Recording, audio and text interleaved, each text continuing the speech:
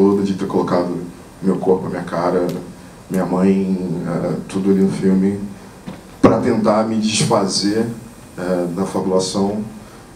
No fim ela que me protege, justamente na morte, né?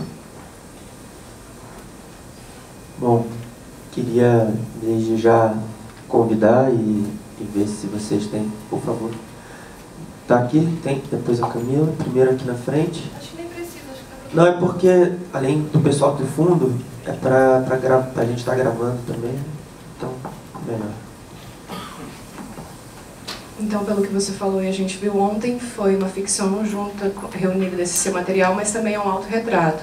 Então, como você apresenta esse material agora, aparenta ser uma espécie de êxodo, aquela conclusão do ciclo da dicção, de um padrão que você seguia antes, como toda dicção, e você encara que você fechou esse ciclo com esse material que é tipo apologéria, que é um pedido de desculpas nesse sentido. Pois é. E aí é que tá também, né? Porque isso, essa era...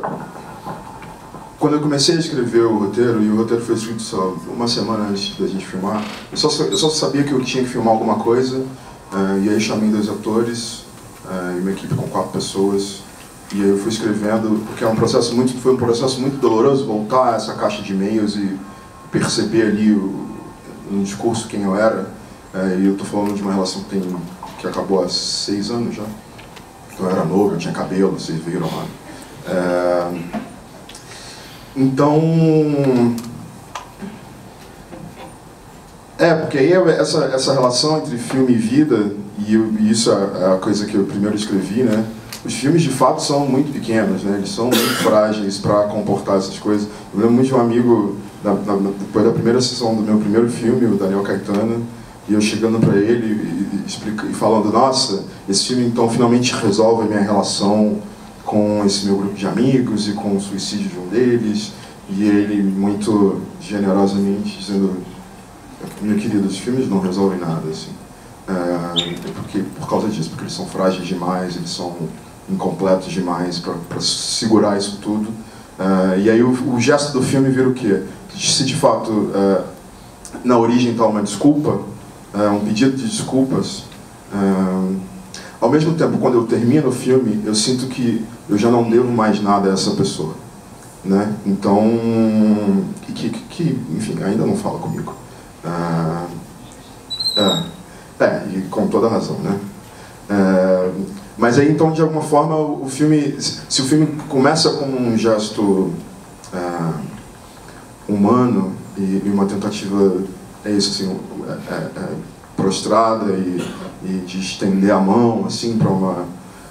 ele termina só como filme, né? Ele termina só como cinema, e aí ele não resolve ele não resolve nada da minha relação com esse passado, mas ele de alguma maneira existe agora no mundo como a imagem para a qual eu posso apontar, assim, quando eu estiver pensando nessa pessoa que eu era. Como os outros filmes todos, eu acho que todos os filmes acabam fazendo isso pra gente, né? Eles são um retrato muito de quem você era naquele momento. E se eu tenho a sensação de que aquele cara que eu era um idiota, ela também está no filme de maneira um pouco mais exagerada. Eu era uma pessoa maneira. Eu só era, enfim, novo. E aí, no momento que o filme está pronto, é outra coisa também muito curiosa, né? Porque isso, eu me casei, eu queria matar esse sujeito antigo, e aí o casamento não sobreviveu à estreia do filme, terminou 2 meses antes do filme. Então, assim, sabe, o que esses filmes vão fazer? Não vão fazer nada pela gente. Mas eles talvez façam por eles mesmos, sabe? E aí a sensação que eu tenho muito desse filme é isso, assim. É um filme que, de alguma forma, pelo jeito como usa a palavra e a maneira como encadeia as coisas, assim, eu consigo assistir hoje o filme sem nenhuma vergonha de ver aquela pessoa ali, que eu adoraria que tivesse sido melhor dirigida. Uma coisa que eu sei fazer é dirigir ator eu não sei mesmo, mas eu adoraria ter me dirigido melhor. Então eu consigo já olhar para aquilo ali e falar, isso é uma peça de cinema. Mas esses filmes não vão resolver nada pra gente. O importante é continuar fazendo. Né? Camila. Bom dia, minha pergunta é para o Léo. Eu senti muito forte ontem na exibição que seu filme tem muito predomínio de rosto.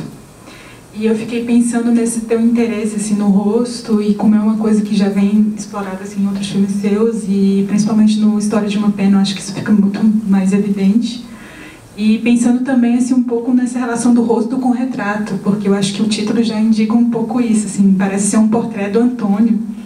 E pensando também um pouco na expressividade do teu rosto, sabe? E eu queria que você falasse um pouquinho disso, assim, o que te interessa no rosto, e nessa construção assim, do plano com o rosto.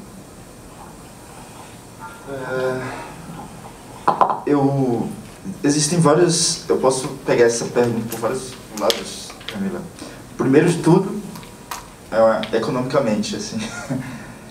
Eu acho que quando o filme, a gente, em termos de direção de arte, em termos de decor, em termos de uma construção espacial, o filme é bem limitado. Então a gente sempre vai valorizar aquilo que é mais simples e forte. O rosto, enfim, dentro da história da arte, dentro da história do cinema, e sobretudo dentro de uma vontade de construção de uma narrativa, ele consegue concentrar muito dramaturgicamente, muito das vontades, dos desejos do filme, né? Do que o filme fala, sabe? E é por isso que História de uma Pena, eu filmo só a sala e os rostos. Né?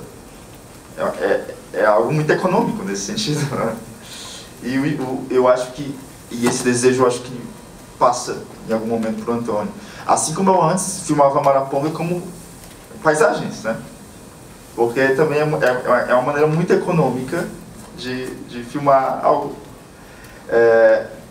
Nesse sentido também, é essa ênfase que eu dou, acho que no Antônio, que é quase como se cada cena cada sequência do filme é uma cena, em meio a um plano de sequência, uma coisa que vai se transformando, assim.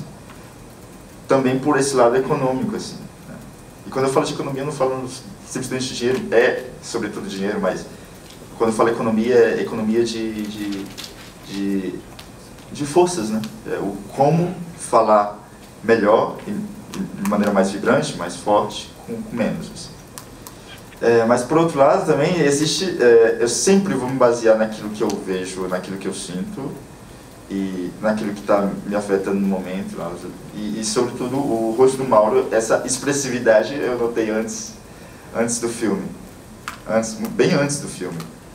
E eu queria usar os trejeitos dele. O Mauro não inclusive o Mauro, quando eu conheci ele é um ator dramático, um ator português da palavra e tal, assim, ninguém acredita no filme. E isso que é curioso também, porque quando você... É tentar fazer com que... Eu acho que no começo tu tinha um pouco de resistência em relação a isso, né? Talvez porque tu não entendia exatamente o que eu queria dessa insegurança, dessa expressividade. Aí depois ele foi entendendo. Acho que tu pode falar mais disso, de como é que eu trabalhava isso do que eu. Em relação a isso que estás a dizer agora, eu acho que há sempre uma vontade no ator de trabalhar um pouco fora de si, né? E quando se pede algo mais para dentro, acho que há sempre uma resistência que é natural, né? Porque tu queres estar, obviamente, a trabalhar deslocado de ti para olhares para ti mesmo como um objeto e poder ser uma relação também, um pouco dentro do diálogo que estavas a construir em relação a isso, da gente poder olhar para nós. Antigamente tu tinhas mais essa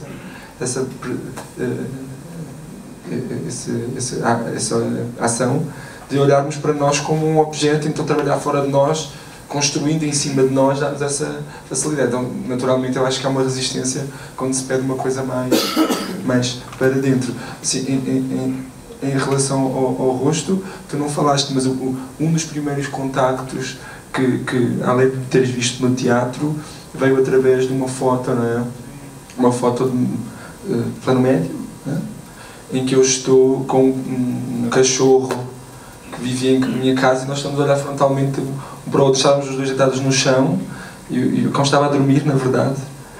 E ela eu já sabia quem era ele, pro teatro, etc. E a foto do perfil dele era dele olhando para um cachorro, assim. Eram ele e os dois, que é algo que eu tento refazer no final do filme. E isso era tão ingênuo e intenso ao mesmo tempo. Era só um garoto deitado no chão olhando para um cachorro e o cachorro olhando para ele. Uma troca de olhares, assim. E sim, expressava um monte de coisa essa foto, não conseguia nem dizer exatamente o que era. Mas é essa tentativa de pegar esse olhar que o filme também é. Assim, que é um olhar completamente trivial, assim, muito. Essa troca, não é? Quer com a câmara, que o António olha várias vezes para a câmara, não é? Quer na altura do teatro, que é um pouco, né, olhando para a Débora, mas olhando para nós, que é quando ele canta a música. Então há essa troca de olhares que a gente também pesquisava, de relação de olho. Não é? E o rosto é muito forte, não é? É um sentido que nós temos. Da Aline, no meio disso tudo, a Aline é uma grande retratista, assim, ela é uma fotógrafa estilo também. A Aline Belfort é a fotógrafa do filme. Ela é justamente a garota que foi para a Rússia, entende? Assim, ela estava na Rússia e essa história dela eu roubo para o filme, porque ela é uma garota cearense que foi morar na Rússia para estudar fotografia na escola de Tarkovsky, etc. E eu roubo isso para o filme porque eu acho isso muito interessante, enfim, o lugar em que você, nos anos 80, ainda aprendia a atirar para poder ter sabe, força, assim. Eu acho que existe uma coisa assim do modo como ela aprendeu a fotografar rostos na Rússia, que eu acho que está no filme também. A janela do filme é 4x3, tem um monte de coisa nesse sentido, assim. E a Aline, ela tem uma... O filme foi feito com 3 lentes.